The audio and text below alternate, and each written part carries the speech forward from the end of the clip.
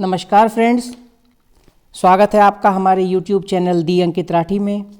जैसा कि आपको पता ही है कि जनवरी 21 को आपका जनवरी 21 2024 में आपका CTET का एग्ज़ाम होने जा रहा है।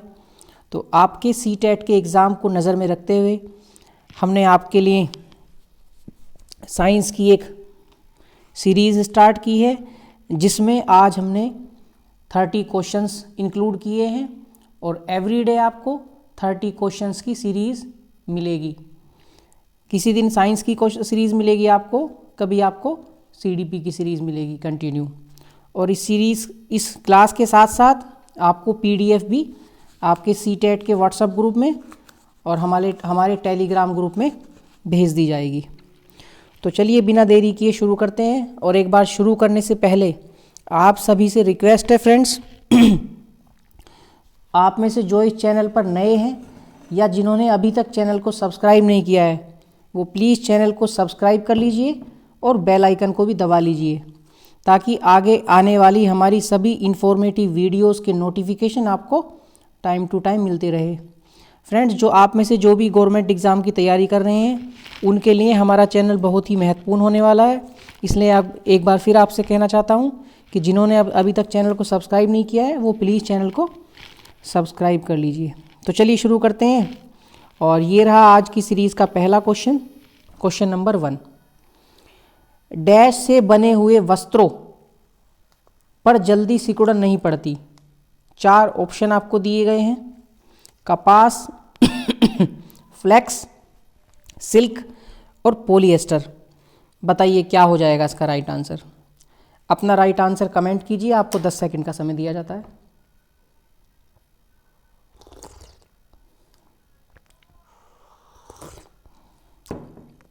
बताइए फ्रेंड्स क्या हो जाएगा, कमेंट कीजिए फटाफट। किस चीज़ से बने वस्तुओं पर सिकुड़न नहीं पड़ती? तो आपको बता देता हूँ फ्रेंड्स, इसका राइट आंसर हो जाएगा पॉलिएस्टर, यानी कि क्वेश्चन नंबर 1 का ऑप्शन नंबर 4 बिल्कुल राइट आंसर हो जाएगा।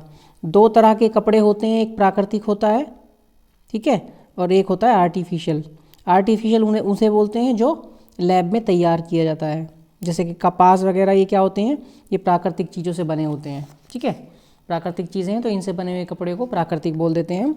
और जो लैब में तैयार किया जाता है उसको बोलते हैं हम आर्टिफिशियल। पॉलिस्टर उसी में से एक है। लैब में बनता है, हल्का होता है, ये बहुत चिकना होता है। चिकना और हल्का होने के कारण इस पर सिकुड़न भी नहीं आती है, और सिकुड़न नहीं आएगी इस पर, तो इस पर प्रेस की भी ज़रूरत नहीं होती, ठीक है। तो आई होप आपको क्लियर हो गया होगा क्वेश्चन नंबर 1। चलिए नेक्स्ट क्वेश्चन देख लेते हैं, क्वेश्चन नंबर 2। क्वेश्चन नंबर 2 देख लेते हैं क्या दिया गया है। हाँ, क्वेश्चन नंबर 2 दिया गया आपका, पीलिया नामक अंग का प्रभावी लक्षण है। बताइए, जो मानव शरीर के अंग होते हैं उसमें से पीलिया जो रोग होता है, यानी कि जॉन्डिस, किसको प्रभावित करता है? 4 ऑप्शन आपको दिए गए हैं: वृक्क, यकृत, अग्नाशय या फिर थायराइड। बताइए क्या हो जाएगा आपका राइट आंसर। राइट आंसर फटाफट कमेंट कीजिए फ्रेंड्स। किसको प्रभावित करता है पीलिया? और पीलिया होता कब है? आपको बता देते हैं, जब ब्लड में बिलिरुबिन की मात्रा बढ़ जाती है तो हमें पीलिया यानी कि जॉन्डिस रोग हो जाता है। और ये क्या करता है? ये हमारे लीवर को डैमेज कर देता है पूरी तरह से। हमारा लीवर काम करना बंद कर देगा, हमें भूख भी नहीं लगेगी, ठीक है। तो लीवर को क्या बोलते हैं इंग्लिश में? यकृत। यानी कि क्वेश्चन नंबर 2 का ऑप्शन नंबर 2 बिल्कुल राइट आंसर हो जाएगा। क्लियर है फ्रेंड्स? आई होप कि आपको समझ में आ गया होगा अच्छे से। चलिए नेक्स्ट क्वेश्चन पे चलते हैं, क्वेश्चन नंबर 3 आज का। फ्रेंड, जितने भी क्वेश्चन इस सीरीज़ में हमने लिए हैं वो सभी प्रीवियस ईयर CTET में पूछे गए क्वेश्चन हैं, और इन क्वेश्चन में 95% क्वेश्चन बहुत ही ईजी हैं, बहुत ही ईजी। क्वेश्चन के साथ साथ हमने पेडागोजी के भी क्वेश्चन इंक्लूड किए हैं, ठीक है। साइंस पेडागोजी के भी क्वेश्चन इंक्लूड किए हैं जो बहुत ही ईजी हैं, जो केवल आपकी अंडरस्टैंडिंग, समझ बेस्ड पर आधारित है। बताइए क्वेश्चन नंबर 3, जब एक चींटी काटती है तो कौन सा अम्ल स्रावित करती है, बताइए। कितना इजी क्वेश्चन है।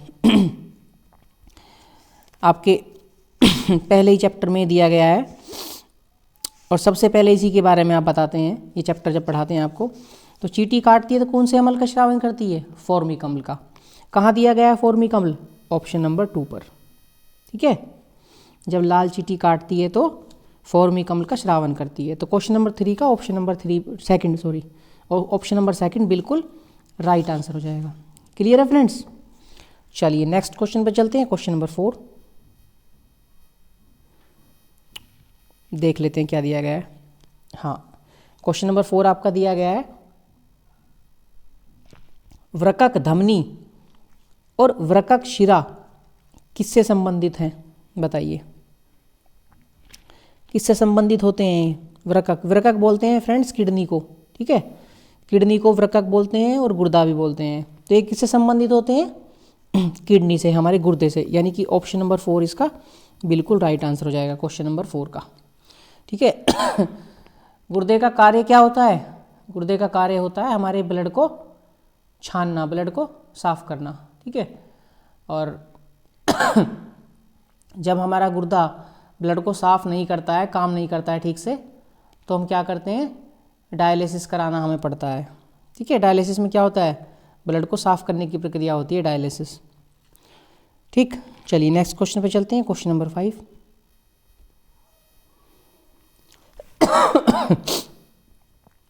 उत्सर्जन तंत्र या गुर्दा यानी कि किडनी की कार्यात्मक इकाई को क्या कहा जाता है, बताइए फ्रेंड्स। क्या हो जाएगा इसका राइट आंसर? 4 ऑप्शन आपको दिए गए हैं, न्यूरॉन, नेफ्रॉन, धमनी और एक्सोन। अपना राइट आंसर कमेंट कीजिए फ्रेंड्स। क्या होगा इसका राइट आंसर, बताइए फटाफट। फटाफट कमेंट करते रहिए, क्या होगा इसका राइट आंसर। कार्यात्मक इकाई को क्या कहते हैं? गुर्दा यानी कि किडनी की कार्यात्मक इकाई को क्या कहते हैं? 2 क्वेश्चन फ्रेंड्स बन रहे हैं यहाँ से। ऑप्शन नंबर 1 पर लिखा है आपका न्यूरॉन। ठीक है, तो न्यूरॉन किसकी कार्यात्मक इकाई होती है? न्यूरॉन होती है फ्रेंड्स तंत्रिका तंत्र की। ठीक है, तंत्रिका तंत्र की जो इकाई होती है उसको बोलते हैं न्यूरॉन। क्लियर?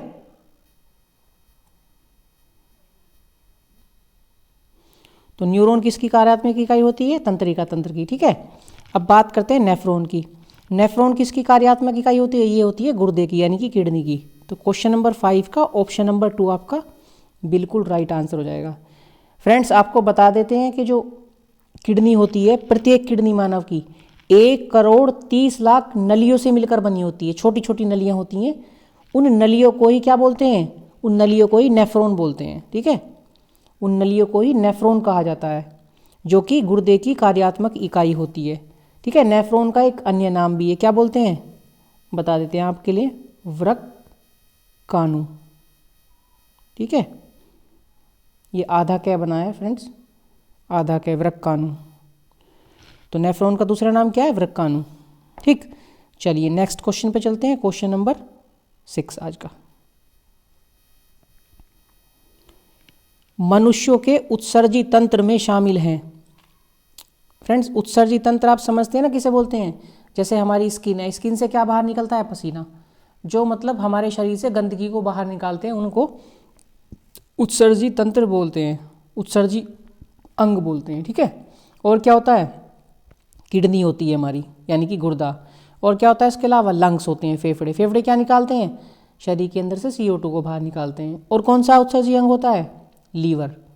ठीक है, लीवर हमारा होता है।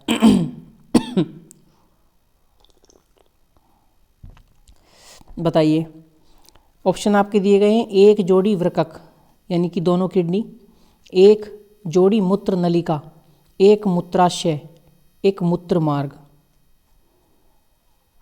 लगता है इसमें थोड़ा सा ये क्वेश्चन बड़ा है, नीचे भी कुछ दिया गया है, देख लेते हैं। चारों ही उत्सर्जी तंत्र में शामिल हैं, देख लेते हैं किस तरह से दिया गया है। हाँ, थोड़ा छोटा कर लें क्या?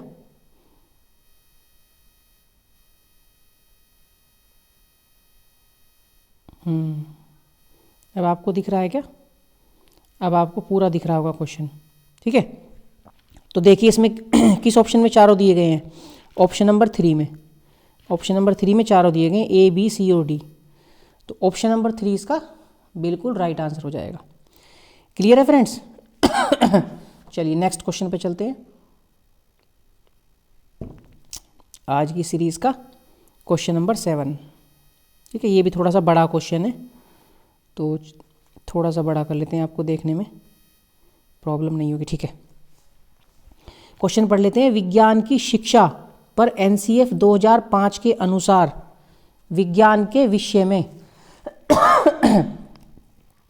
निम्न में से क्या सत्य नहीं है? बताइए। पढ़ते हैं, आपके कथन पढ़ते हैं।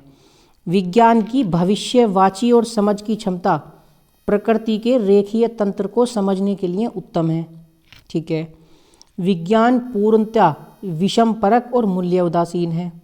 ठीक है। विज्ञान में स्वाधीन होने की अवसादी होने की लाभदायक और हानिकारक होने की क्षमता है। ठीक है। विज्ञान में प्रयोग की जाने वाली विधि और दूसरे क्षेत्र में प्रयोग की जाने वाली विधियों के बीच का अंतर दार्शनिक स्तर पर बहस का मुद्दा है। बताइए कौन सा ऐसा कथन है जो इसके बारे में सत्य नहीं है विज्ञान के बारे में, एनसीएफ 2005 के अनुसार। आपको निगेटिव कथन ढूंढना है। फ्रेंड्स, आपका ध्यान में एक पॉइंट की तरफ ले जाना चाहता हूं। इसमें लिखा है पॉइंट नंबर बी में, विज्ञान पूर्णतः विषमपरक और मूल्य उदासीन है। आप बताइए क्या विज्ञान उदासीन है? उदासीन का मतलब होता है न्यूट्रल, इंग्लिश में बोलते हैं। क्या विज्ञान उदासीन होता है? विज्ञान का मतलब होता है क्रिएटिविटी, कुछ रोचक करना, कुछ अलग करना, कुछ खोजबीन करना, कुछ करके सीखना। समझ रहे हैं ना? तो उदासीन कैसे हो सकता है? नहीं हो सकता ना, तो ये वाला ऑप्शन गलत हो जाएगा और ये वाला ऑप्शन गलत हो जाएगा, तो हमें तो गलत ही चाहिए ना। तो क्वेश्चन नंबर 7 का ऑप्शन नंबर बी बिल्कुल राइट आंसर हो जाएगा। ठीक है फ्रेंड्स, क्लियर है? बस आपको इस तरह के जब क्वेश्चन आएंगे पेडागोजी के आपको उसमें अपनी समझ बनानी है, पकड़ बनानी है कि किस तरह का ऑप्शन करेक्ट हो सकता है। ठीक है, यही आपको करना है। इसके लिए आपको कुछ याद करने की जरूरत नहीं है। इस तरह के क्वेश्चन आपकी समझ डिपेंड करती है कि आप किस तरह से क्वेश्चन को सोच रहे हैं, देख रहे हैं। ठीक है, चलिए नेक्स्ट क्वेश्चन पे चलते हैं। Question number 8।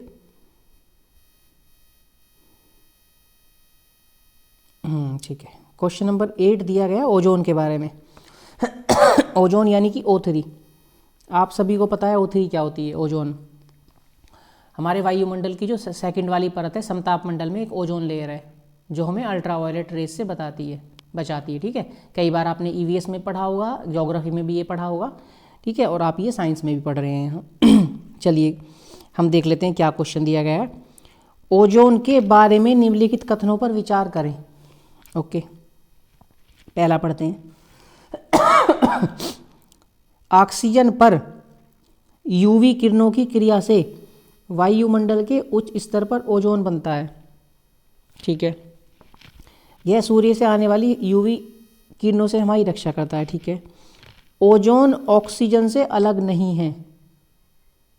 ओके, ओजोन का ऑक्सीजन में टूटना रासायनिक परिवर्तन नहीं माना जाता। 4 ऑप्शन आपको दिए गए हैं, बी, सी, ए, सी, ए, बी और ऑल।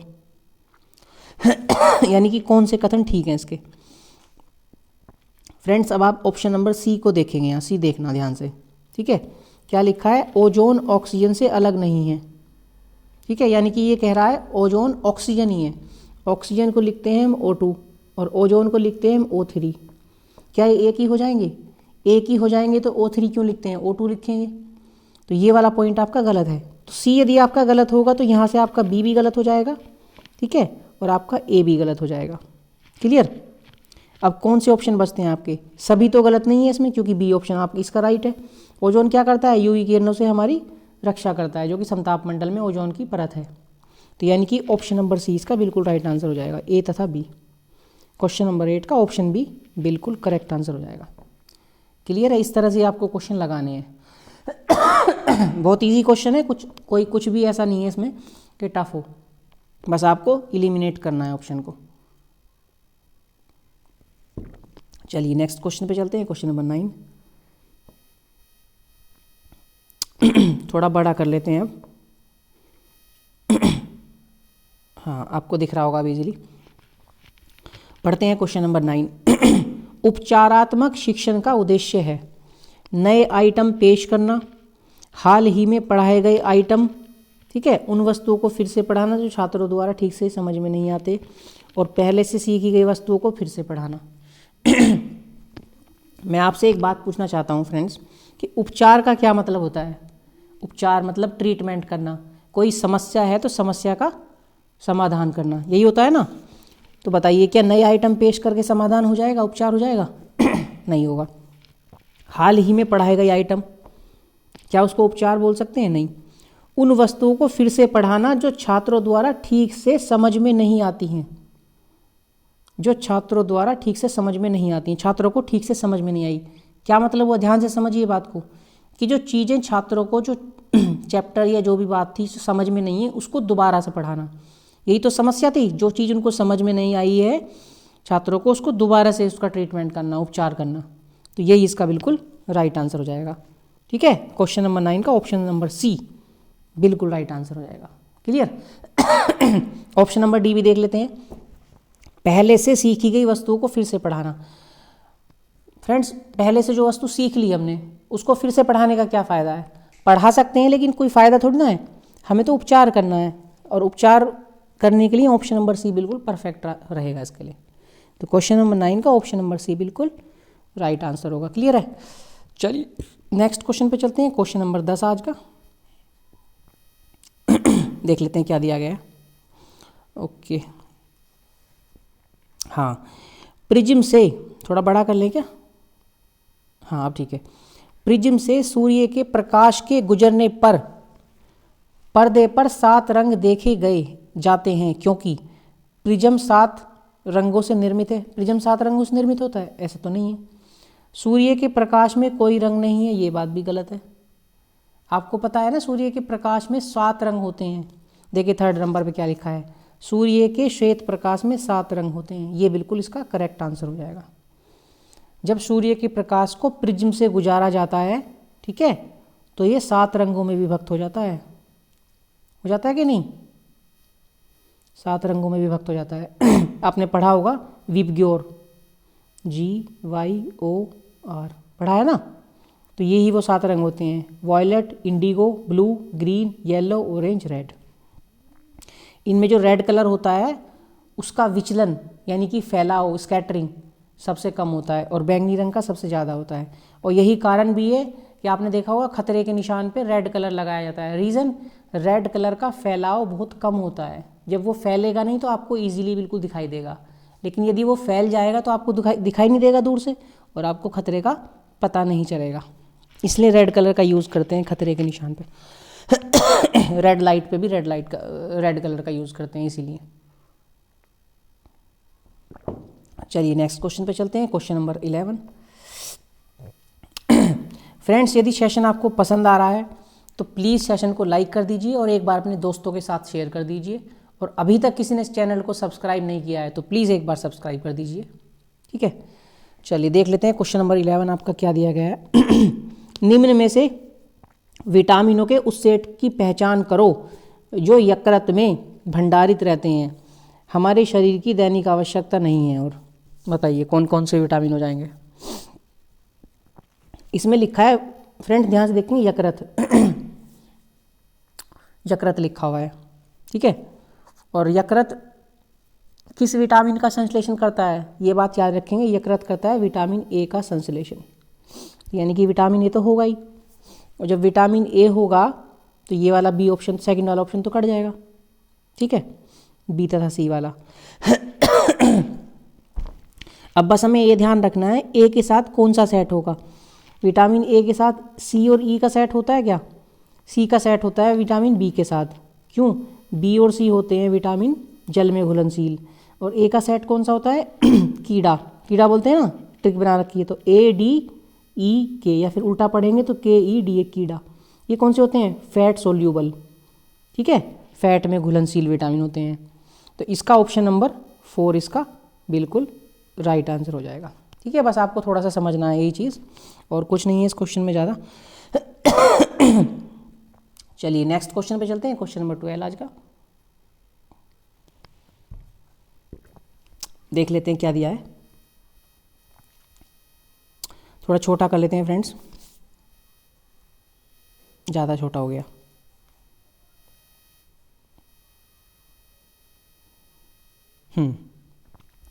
मिलान करना है इनका। अब देखिए ध्यान से। पहला दिया एसिटिक अम्ल। एसिटिक अम्ल किस में मिलता है? दही में मिलता है, पालक में मिलता है, नींबू वंश फल में मिलता है कि सिरके में मिलता है? सिरके में मिलता है। तो पहले का क्या हो जाएगा? यहाँ सॉरी ए बी लिखा गया है गलती से। तो पहले का क्या हो जाएगा? 4। ठीक है। दूसरा देखते हैं दूसरे का। लैक्टिक अम्ल किस में मिलता है? दूध दही, सेकंड हो जाएगा। दूसरे का दूसरा हो जाएगा। सॉरी दूसरा नहीं, पहले का 4 हो जाएगा और दूसरे का पहला हो जाएगा। दही तो पहले नंबर पे लिखा हुआ है। ठीक है। तीसरा देख लेते हैं ऑक्जेलिक अम्ल। फ्रेंड्स आपको पता है ऑक्जेलिक अम्ल पाया जाता है किस में? पालक में। तो इसका सेकंड ऑप्शन हो जाएगा 3 का सेकंड ऑप्शन हो जाएगा। और बचता है 4 एस्कोर्बिक अम्ल। ये किस में पाया जाता है? नींबू वंश फल में, खट्टे पदार्थों में। आपको पता है ना, कल हमने एक क्वेश्चन भी पोस्ट किया था इसी एस्कोर्बिक अम्ल के लिए कि विटामिन सी का रासायनिक नाम क्या है? एस्कोर्बिक अम्ल। खट्टे पदार्थों में पाया जाता है, नींबू वंश के जो फल होते हैं, संतरा, मौसमी। ठीक है। तो 4 का हो जाएगा ऑप्शन नंबर 3। तो 4 1 2 3 लिख रहा है कहीं? 4 तो इसमें भी नहीं है, पहले पे इसमें भी नहीं है, इसमें भी नहीं है। तो लगता है नीचे लिखा होगा। हम याद रखेंगे 4 1 2 3। चलते हैं नीचे। 4 1 2 3 फ्रेंड्स ये लिखा हुआ है। देखिए ऑप्शन नंबर 4 में 4 1 2 3। तो इसका ऑप्शन नंबर 4 बिल्कुल राइट आंसर हो जाएगा। ठीक है। अम्ल वाले चैप्टर से ये क्वेश्चन है आपका। चलिए नेक्स्ट क्वेश्चन पे चलते हैं। क्वेश्चन नंबर 13 आज का। थोड़ा सा बड़ा कर लेते हैं, थोड़ा सा और बड़ा।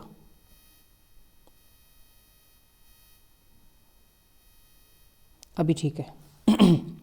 देख लेते हैं क्वेश्चन नंबर 13 क्या दिया गया है। निम्नलिखित में से कौन सा युग्म एसिड बेस इंडिकेटर के रूप में उपयोग में लाया जाता है? 4 ऑप्शन आपको दिए गए हैं। लाल बंद गोभी का पत्ता और हल्दी, ठीक है, नमक और हल्दी, केले की पत्तियां और बंद गोभी की पत्तियां। चौथा ऑप्शन दिया गया नींबू का रस और हल्दी। बताइए क्या हो जाएगा इसका राइट आंसर? कमेंट कीजिए फटाफट। जो एसिड बेस इंडिकेटर होते हैं यानी कि अम्ल क्षार संकेतक जो होते हैं, अम्ल क्षार संकेतक के रूप में किसका उपयोग इनमें से करते हैं हम? राइट आंसर कमेंट कीजिए, फटाफट कमेंट करते रहिए अपना आंसर। क्या होगा इसका ठीक आंसर? बिल्कुल 5 सेकंड का आपका समय दिया जाता है। बताइए फटाफट, कमेंट कीजिए। सही या गलत जैसा भी आपको आता है कमेंट कीजिए फ्रेंड्स।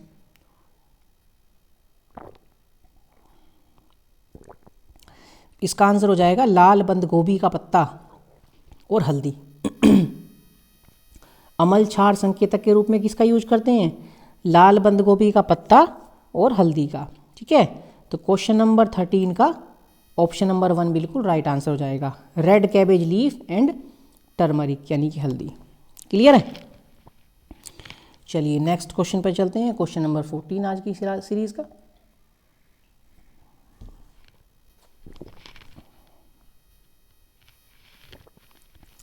देख लेते हैं क्वेश्चन नंबर 14 क्या दिया गया है। ओके। निम्नलिखित में से कौन सा सिंथेटिक सूचक है? बताइए। 4 ऑप्शन आपको दिए गए हैं। हल्दी का घोल, लिटमस विलियन, मिथाइल ऑरेंज विलियन, या फिर नंबर 4 पे दिया गया गुलाब समाधान, रोज सॉल्यूशन। बताइए क्या होगा इसका राइट आंसर? अपना राइट आंसर फटाफट कमेंट करते रहिए फ्रेंड्स। तब तक हम आपको बता देते हैं कि ऑप्शन नंबर 3 में मिथाइल ऑरेंज दिया गया है। मिथाइल ऑरेंज की जगह पे आपको ऑप्शन में फिनोफ्थेलिन भी दे सकता है। लिख देते हैं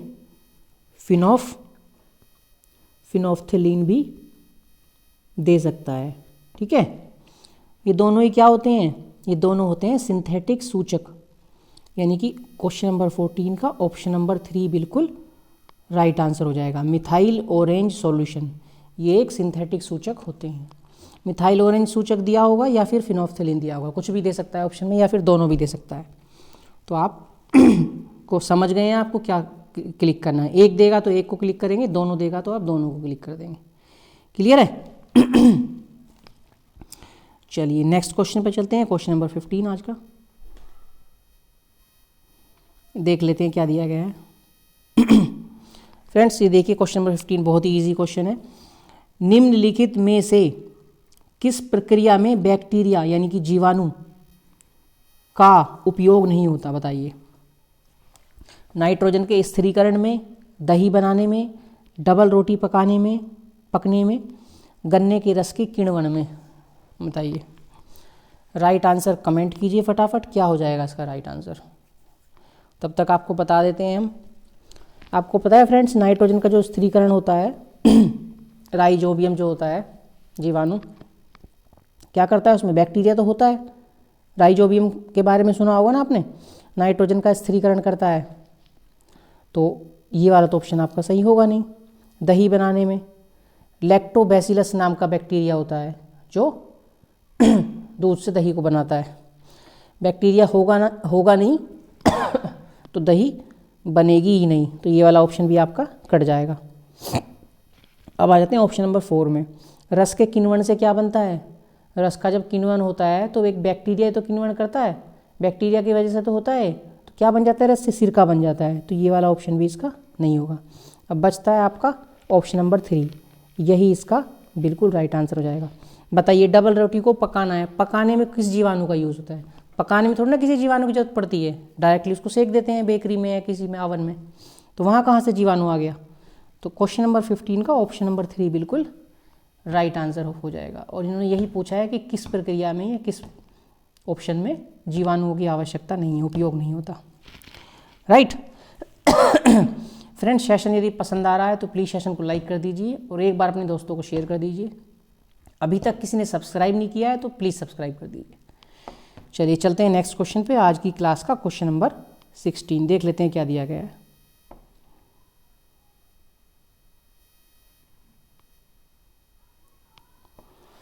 ओके, निम्नलिखित में कौन सा अन्य से भिन्न है? 4 ऑप्शन आपको दिए गए हैं। ऑप्शन नंबर 1 दिया गया है संरक्षण, दूसरा दिया गया है वन उन्मूलन, तीसरा मरुस्थलीकरण, चौथा दिया गया है अपर्दन। इनका मतलब समझ लेते हैं। संरक्षण का मतलब तो होता है बच्चों फ्रेंड्स बचाना, ठीक है, किसी चीज़ को सेव करना। वन उन्मूलन का क्या मतलब होता है? वन को उखाड़ना, ठीक है, नष्ट करना, ठीक है। मरुस्थलीकरण का क्या मतलब है? मरुस्थलीकरण का भी एक तरह से मतलब वनों का नाश करना, खाली जगह बनाना, ठीक है, इसका मतलब भी यही हो गया। अपर्दन का मतलब क्या है? अपर्दन का मतलब होता है किसी चीज़ का कटाव। और जब वनों का उन्मूलन हो जाएगा, पेड़ों को काटा जाएगा, उखाड़ा जाएगा, तो अपर्दन होगा मिट्टी का। तो किसी ना किसी तरह से ये तीनों वर्ड्स एक दूसरे से रिलेट करते हैं। और इसमें पूछा है कौन सा अन्य से भिन्न है, तो भिन्न कौन सा होगा? इन तीनों का तो एक ही मतलब हो रहा है, कुछ कुछ मिलता जुलता, लेकिन ऑप्शन नंबर 1 में दिया गया संरक्षण यानी कि बचाना, जबकि 3 ऑप्शन में किसी चीज़ को खराब करना, नष्ट करना, हटाना, मिटाना होता है, ठीक है। तो ऑप्शन नंबर 1 इसका क्वेश्चन नंबर 16 का बिल्कुल राइट आंसर हो जाएगा। कॉमन सेंस की बात है, आपको कितना समझ में आ रहा है, क्या समझ में आ रहा है, आपको समझ बनानी है अच्छे से और ऑप्शन को क्लिक करना है, ठीक है। ऑफलाइन एग्ज़ाम होगा आपका, घबराना नहीं है, ऑप्शन को पेन से क्लिक कर लेना है पहले, और गोला नहीं भरना है। गोला जब तक नहीं भरना है आपको पेपर में, जब तक आपको ये ना कंफर्म हो जाए, श्योर ना हो जाए कि यही इसका ऑप्शन होगा, ठीक है। क्योंकि गोला आप एक बार भर देंगे, उसको हटा नहीं सकते हैं, फिर वो क्वेश्चन आपका ख़राब हो जाएगा, आप उसको छूते हैं तो, ठीक है। चलिए नेक्स्ट क्वेश्चन पे चलते हैं, क्वेश्चन नंबर 17 आज का देख लेते हैं क्या दिया गया है। ओके, निम्नलिखित में से कौन सी गतिविधि बच्चों में सक्रिय अधिगम का प्रावधान नहीं करेगी? ध्यान से समझेंगे, सक्रिय एक्टिव लर्निंग का प्रावधान नहीं करेगी। 4 ऑप्शन आपको दिए गए हैं। कक्षा में व्याख्यान सुनना, लेक्चर सुनना, विज्ञान क्लब की स्थापना करना, क्षेत्र भ्रमण का आयोजन, ठीक है, बाहर घूमना, विज्ञान का कोना बनाना, मतलब विज्ञान की कोई एक्टिविटी करना। अब बताइए क्या हो जाएगा इसका राइट आंसर। इसका राइट आंसर कमेंट कीजिए फ्रेंड्स, फटाफट कमेंट कीजिए आपको पता है तो। क्या हो सकता है इसका राइट आंसर? इनमें से कौन सा ऐसा पॉइंट है जो एक्टिव लर्निंग का प्रावधान नहीं करता? ठीक है, जिससे एक्टिव लर्निंग हमें हमारी नहीं होगी। तो ध्यान से देखेंगे, विज्ञान का कोना बना रहे हैं हम, ठीक है, विज्ञान का कोना बना रहे हैं मतलब विज्ञान की कोई एक्टिविटी कर रहे हैं, तो ये तो एक्टिव हो जाएगी, एक्टिव अधिगम हो जाएगा। क्षेत्र भ्रमण, हम किसी जगह पे घूमने जा रहे हैं, किसी साइट पे, वहाँ से कुछ सीख रहे हैं, ठीक है, कुछ नोटिस कर रहे हैं, कुछ सीख रहे हैं, तो ये भी एक्टिव अधिगम का प्रावधान करेगी। विज्ञान क्लब की स्थापना, नाम में लिखा है विज्ञान क्लब, तो विज्ञान की वहाँ कुछ ना कुछ एक्टिविटीज़ होंगी, तो ये भी एक्टिव अधिगम का प्रावधान करेगी। अब बचता है पॉइंट नंबर 1, कक्षा में व्याख्यान सुनना, कक्षा में बैठ के केवल लेक्चर सुनना, क्या उससे एक्टिव अधिगम होगा? नहीं होगा। तो क्वेश्चन नंबर 17 का ऑप्शन नंबर 1 बिल्कुल राइट आंसर हो जाएगा। ठीक है, ये निगेटिव है और यही इसमें पूछा है। क्लियर है बच्चों? क्लियर है फ्रेंड्स? चलिए नेक्स्ट क्वेश्चन पे चलते हैं, आज की सीरीज का क्वेश्चन नंबर 18। ओके, निषेचन में किसका संयुग्मन होता है? बताइए। वृषण व अंडाशय का, वृषण व अंडाणु का, शुक्राणु एवं अंडाशय का, शुक्राणु एवं अंडाणु का। बताइए क्या होगा इसका राइट आंसर। अपना राइट आंसर कमेंट कीजिए फ्रेंड्स, फटाफट कमेंट करते रहिए। क्या होगा, किन किन दो के मिलने से निषेचन होता है? आपको बता देते हैं फ्रेंड्स तब तक। जो पुरुष होता है, पुरुष के वीर्य में पाए जाने वाले स्पर्म को क्या कहते हैं? शुक्राणु। इंग्लिश में स्पर्म कहते हैं, हिंदी में शुक्राणु कहते हैं, ठीक है। तो शुक्राणु किसके साथ मिलता है? फीमेल अंडाणु यानी कि ओवा के साथ मिलता है। ओवा, मेल में शुक्राणु और फीमेल में अंडाणु यानी कि ओवा के साथ मिलता है। और ओवा होता है क्या है, यानी कि अंडाणु होता क्या है? ये क्या होता है? यह मादा प्रजनन कोशिका है एक, ठीक है। मादा जो होता है फीमेल प्रजनन कोशिका है। तो क्या हो जाएगा इसका राइट आंसर? क्वेश्चन नंबर 18 का ऑप्शन नंबर 4 बिल्कुल राइट आंसर हो जाएगा। क्लियर है? आई होप आपको समझ में आ गया होगा। आप तो किस किस से निषेचन होगा? मेल के शुक्राणु और फीमेल के अंडाणु को जब मिलाया जाएगा। क्लियर? चलिए नेक्स्ट क्वेश्चन पे चलते हैं, क्वेश्चन नंबर 19 आज का। 45 वर्ष की महिलाओं में मासिक नाव बंद हो जाता है, ठीक है। इस अवस्था को क्या कहा जाता है? कीनोपोज, मीनार्च, गर्भधारण या फिर प्रसव। जो मासिक धर्म होता है, मेंस्ट्रुअल जो साइकिल होता है, जिसे एमसी बोलते हैं, तो गर्भधारण थोड़ा ना बोलते हैं इसको, ना ही उसको प्रसव बोलते, ठीक है। तो ये दोनों ऑप्शन तो कट जाएंगे, बचते ही हैं ये दोनों ऑप्शन। तो फ्रेंड्स उसको बोलते हैं, एक्चुअल में उसको बोलते हैं, क्या बोलते हैं? रजोनिवृत्ति। रजोनिवृत्ति उसको बोलते हैं। इसमें क्या होता है इस क्रिया में? तो 40-45 की जब कोई महिला हो जाती है तो उसमें मासिक धर्म का होना, मासिक नाव कह दो या मासिक धर्म का होना बंद हो जाता है, ठीक है। इसको मेनोपोज भी बोलते हैं, ठीक है। इस क्वेश्चन को हम होल्ड करते हैं थोड़ा सा। इसमें कीनोपोज लिखा हुआ है और मीनार्च लिखा हुआ है, तो थोड़ा सा मुझे भी थोड़ा सा ये है कि कीनोपोज या मेनोपोज एक ही बात है, थोड़ा सा अलग अलग इनका कुछ मतलब होता है। तो इस क्वेश्चन को हम दूसरी किसी वीडियो में इंक्लूड कर लेंगे, लेकिन हमने आपको बता दिया है 40 से 45 वर्ष की महिलाओं में रजोनिवृत्ति हो जाती है, मासिक धर्म बंद हो जाता है, जिसको मेनोपोज भी बोलते हैं। मेनोपोज नहीं है ऑप्शन में, कीनोपोज दिया गया है, तो मुझे श्योर नहीं है कि कीनोपोज भी उसको बोलते हैं कि नहीं बोलते हैं। मीनार्च इसका ऑप्शन नहीं होगा, तो या तो कीनोपोज होगा या फिर इसके जगह फिर मेनोपोज हो सकता है, ठीक है। चलिए नेक्स्ट क्वेश्चन पे चलते हैं, क्वेश्चन नंबर 20 आज का। नर में बंध्याकरण को क्या कहा जाता है? टूएक्टोमी, ट्यूबल लाइगेशन, वैसेक्टोमी या फिर इनमें से कोई नहीं। बताइए अपना राइट आंसर कमेंट कीजिए, क्या हो जाएगा इसका राइट आंसर फ्रेंड्स। तब तक आपको समझा देते हैं हम, जो नर में यानी कि मेल में जो बंध्याकरण होता है, इसका मतलब होता है पुरुष नसबंदी, पुरुष नसबंदी, ठीक है। ये फीमेल में भी होती है और मेल में भी होती है।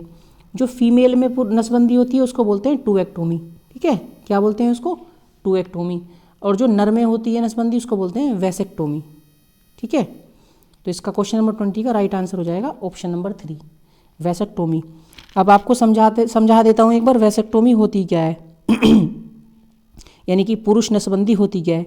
इस प्रक्रिया में क्या होता है, इस प्रक्रिया के बाद संभोग के दौरान जो वीर्य निकलता है और वीर्य के अंदर जो मौजूद शुक्राणु होते हैं उनको रोका जाता है। ठीक है, उन शुक्राणु को अंडाणुओं से मिलने से रोका जाता है, इसी को वैसेक्टोमी बोलते हैं या फिर पुरुष नसबंदी भी इसको कहते हैं। 99% जो पॉपुलेशन कंट्रोल की है बहुत ही इफ़ेक्टिव मेथड है, विधि है। क्लियर है? आई होप कि आप समझ गए होंगे इसको। चलिए नेक्स्ट क्वेश्चन पे चलते हैं, क्वेश्चन नंबर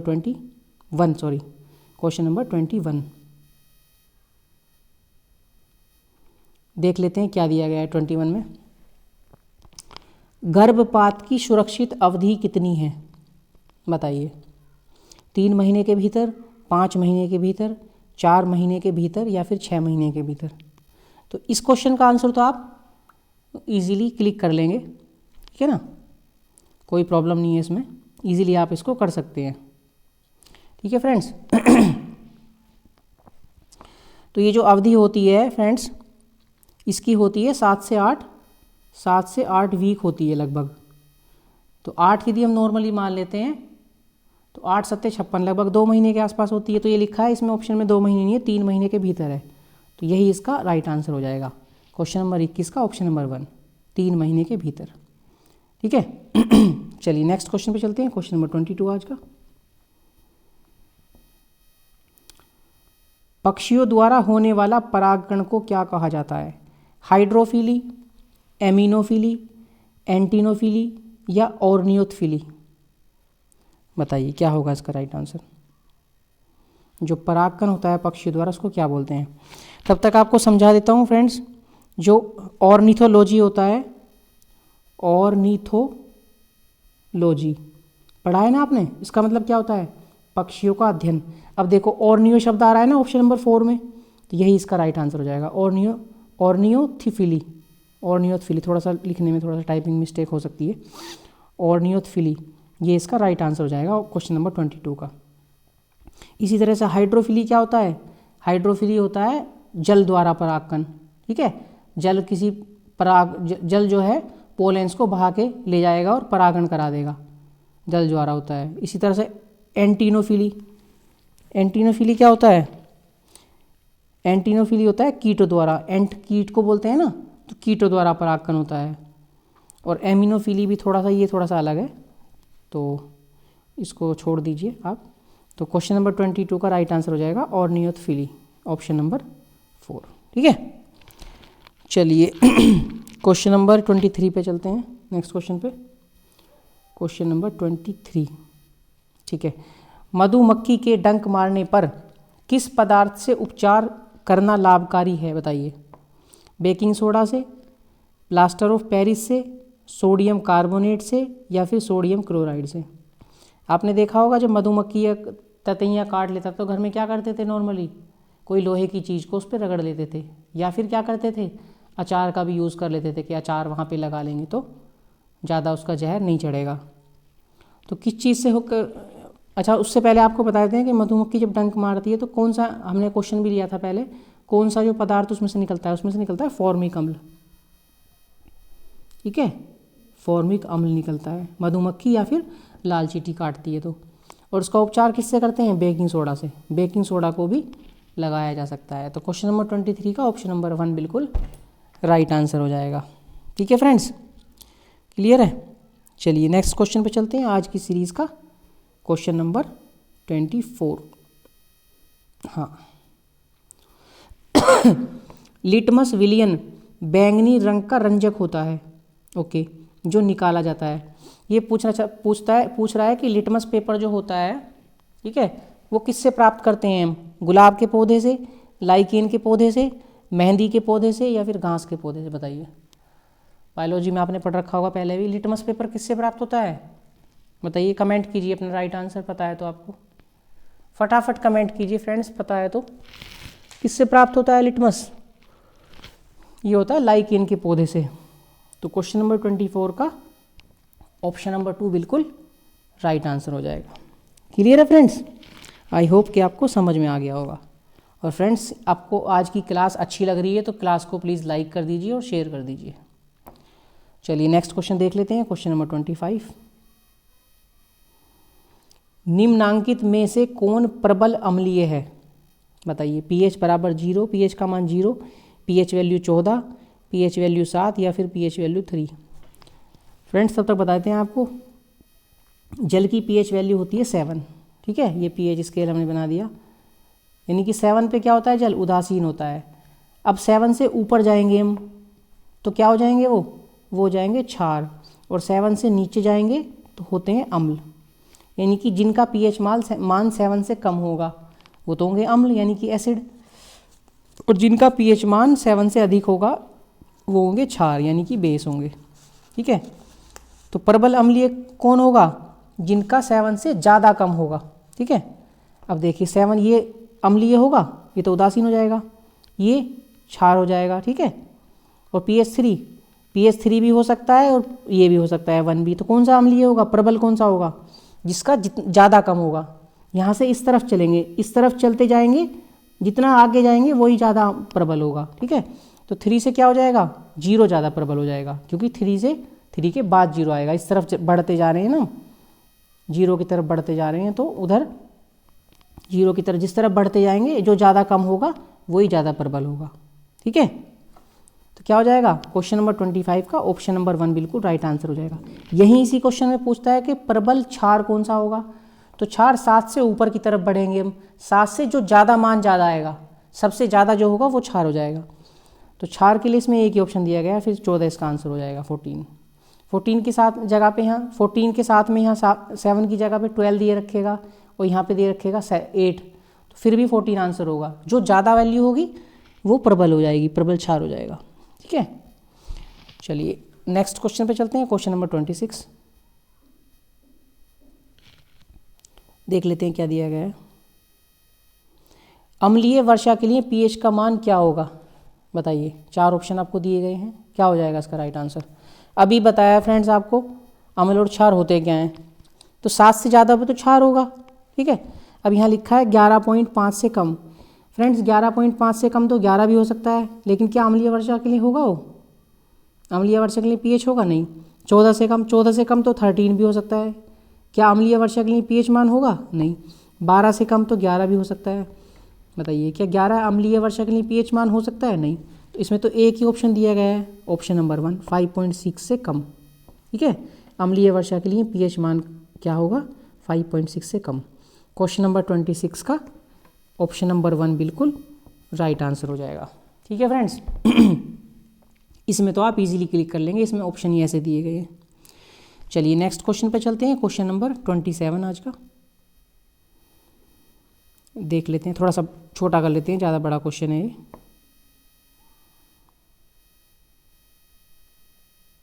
थोड़ा सा बड़ा कर लेते हैं, अभी ठीक है। आई होप कि आपको दिख रहा होगा।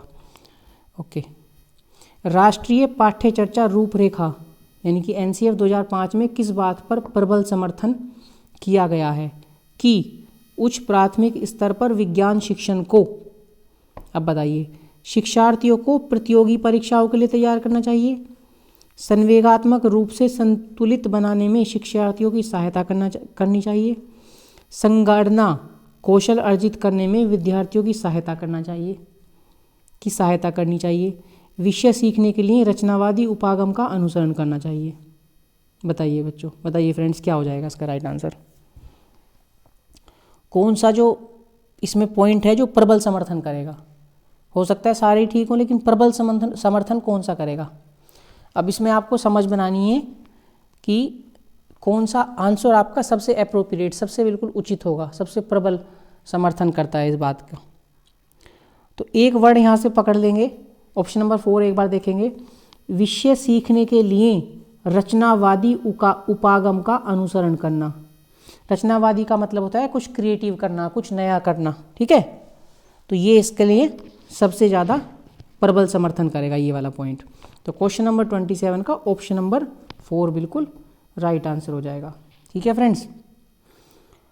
ऑप्शन नंबर 1 में लिखा है प्रतियोगी परीक्षाओं के लिए तैयार करना, क्या ये NCR 2005 बोलता है कि केवल कम्पिटिटिव एग्ज़ाम के लिए बच्चों को तैयार करो? ऐसा तो नहीं बोलता। तो ये ऑप्शन तो वैसे ही गलत हो रहा है।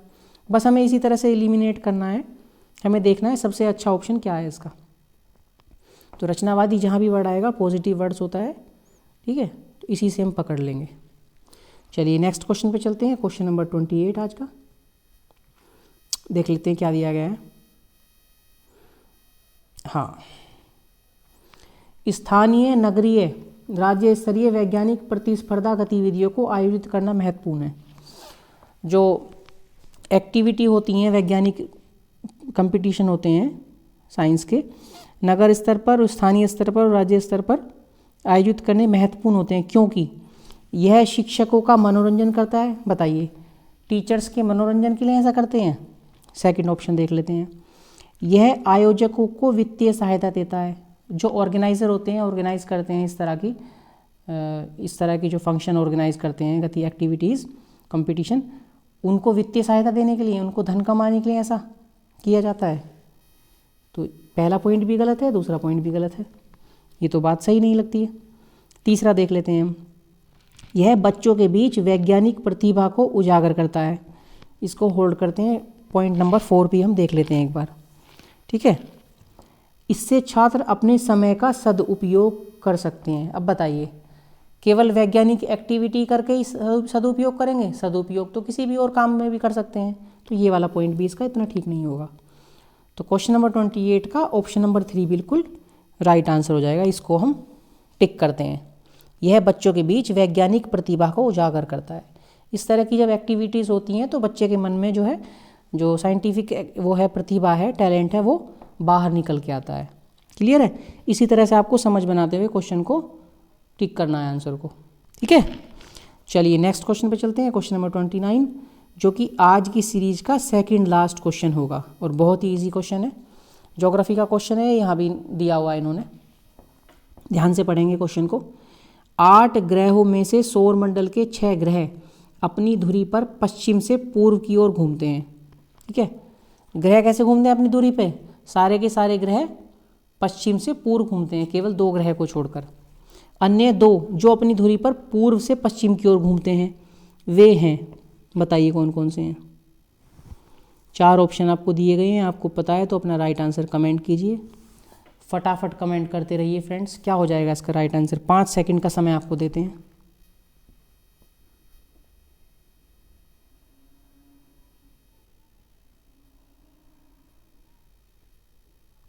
बताइए क्या होगा इसका राइट आंसर, कमेंट कीजिए फटाफट। तो ऐसे कौन से 2 ग्रह हैं? तो एक तो हो जाएगा आपका शुक्र, ठीक है, एक तो हो जाएगा आपका शुक्र, ठीक है, शुक्र यानी कि इंग्लिश में बोलते हैं वीनस। दूसरा हो जाएगा आपका अरुण। ये दोनों ग्रह ऐसे हैं जो अपनी धुरी पर पूर्व से पश्चिम घूमते हैं। अरुण को बोलते हैं इंग्लिश में यूरेनस। फ्रेंड्स, इंग्लिश वाले नाम भी आपको याद रखने हैं, क्योंकि कई बार क्या करता है, हिंदी का नाम देगा ही नहीं, इंग्लिश का नाम दे देगा, इंग्लिश के नाम को हिंदी में लिख देगा, जैसे इसमें किया हुआ है। ऑप्शन नंबर 4 आप देखिए इसका, ये इसका राइट आंसर हो जाएगा। वीनस लिखा हुआ है और यूरेनस लिखा हुआ है।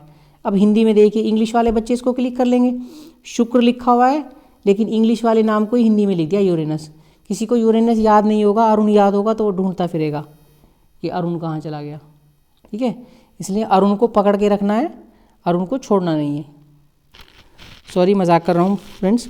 तो क्वेश्चन नंबर 29 का ऑप्शन नंबर 4 बिल्कुल राइट आंसर हो जाएगा, ठीक है। शुक्र तथा अरुण, वीनस और वीनस एंड यूरेनस, ये दोनों जो ग्रह हैं अपनी दूरी पर पूर्व से पश्चिम घूमते हैं, ठीक। चलिए नेक्स्ट क्वेश्चन पे चलते हैं, क्वेश्चन नंबर 30 सॉरी, और ये आज की सीरीज़ का आपका लास्ट क्वेश्चन रहेगा। और देख लेते हैं क्या दिया गया है इसमें। कणों के साइज यानी कि आकार के अनुसार कौन सा आरोही क्रम को निरूपित करता है? आरोही का मतलब है बढ़ते हुए क्रम में, ठीक है, सबसे छोटा, फिर उससे बड़ा, फिर उससे बड़ा। 4 ऑप्शन आपको दिए गए हैं, ठीक है। आपको देख के ही पता चल रहा होगा कि सबसे बड़ा क्या हो सकता है, चट्टान होगी। तो चट्टान सबसे बड़ी होगी, तो ऑप्शन नंबर 1 और 2 ये दोनों तो कट जाएंगे, क्योंकि चट्टान पहले नंबर पे दिया हुआ है इनमें। चट्टान सबसे छोटी थोड़ी ना होगी, बड़ी होगी, और हमें छोटे से बड़े की ओर चलना है। ठीक है, असेंडिंग ऑर्डर में चलना है। अब देख लेते हैं ऑप्शन नंबर 3 और 4। तो इधर से शुरू करते हैं, लास्ट से। चट्टान दिया गया दोनों में, बिल्कुल ठीक है। चट्टान से छोटी क्या होगी? बजरी होगी। ठीक है, गिट्टी जिसको बोलते हैं, ये कुछ भी बोल सकते हैं और भी। उसके बाद दिया रेत यानी कि बालू, उसके कण भी बड़े होते हैं लेकिन बजरी से थोड़ा छोटा होगा। तो दोनों ये ठीक दिए हुए हैं यहाँ तक। अब इन दोनों में कन्फ्यूज़न हो सकता है, मृत्तिका छोटा होगा या गाद का कण छोटा होगा? गाद का कण छोटा होगा या मृत्तिका का कण छोटा होगा, बताइए। किसी को पता है तो कमेंट कीजिए फ्रेंड्स फटाफट, क्या हो जाएगा इसका राइट आंसर?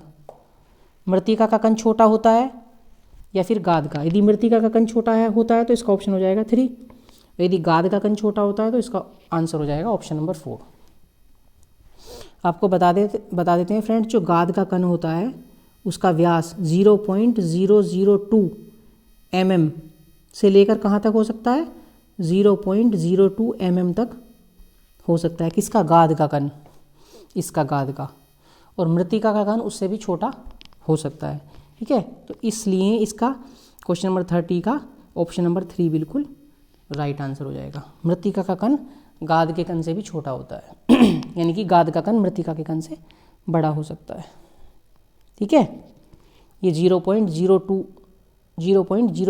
mm से लेकर 0.02 mm तक, मिलीमीटर तक हो सकता है। इसका डायमीटर होता है, ठीक है, कण का। तो फ्रेंड्स ये थी आज की क्लास, और आई होप आपको क्लास आज की पसंद आई होगी। क्लास आपको पसंद आई है तो आपका लव और सपोर्ट हमारे चैनल को मिलता रहेगा, ऐसी हम आपसे आशा करते हैं। यदि क्लास आपको पसंद आई है तो क्लास को, सेशन को लाइक कीजिएगा, अपने दोस्तों में सेशन को शेयर कीजिएगा, और वीडियो के लास्ट में ऑफलाइन एक कमेंट हमारे मोटिवेशन के लिए ज़रूर करिएगा। कंटेंट और क्लास से रिलेटेड कोई आपको कुछ बात बोलनी है तो वो आप कमेंट में कमेंट कर सकते हैं, या फिर इंस्टाग्राम पे आप हमें फॉलो कर सकते हैं, हम दिखा देते हैं आपको, हमने इंक्लूड किया हुआ है इसमें ही अपना। थैंक्स सबसे पहले तो आपके वीडियो देखने के लिए थैंक्स, और जिन्होंने अभी तक चैनल को सब्सक्राइब नहीं किया है वो हमारे चैनल को सब्सक्राइब कर लीजिए। चैनल का नाम है दी अंकित राठी। इंस्टाग्राम पर भी हमारी आईडी है, इंस्टाग्राम पर आप हमें फॉलो करके, ठीक है, डायरेक्ट मैसेज भी कर सकते हैं। कोई कॉल पे बात करना चाहता है तो कॉल भी कर सकता है, कोई प्रॉब्लम नहीं है। ठीक, और हमारा टेलीग्राम चैनल है दी अंकित राठी, उसमें भी आप ऐड हो सकते हैं। कोई पीडीएफ के लिए हम सारी पीडीएफ टेलीग्राम पर, और सीटेट का तो व्हाट्सअप ग्रुप भी बनाया हुआ है 2024 के लिए, उस पर भी हम सेंड कर देंगे। इस वीडियो के अपलोड करने के बाद वीडियो का लिंक और इसकी पीडीएफ आपको सीटेट 2024 के व्हाट्सएप ग्रुप में प्लस टेलीग्राम ग्रुप में आपको मिल जाएगी। ठीक है, तो चलिए फिर मिलते हैं कल एक नई क्लास में। तब तक के लिए आप लोग अपना ध्यान रखिए, स्वस्थ रहिए, मस्त रहिए, अपनी तैयारी करते रहिए, एग्ज़ाम आपका आने वाला है। ठीक है, bye bye, take care, thank you.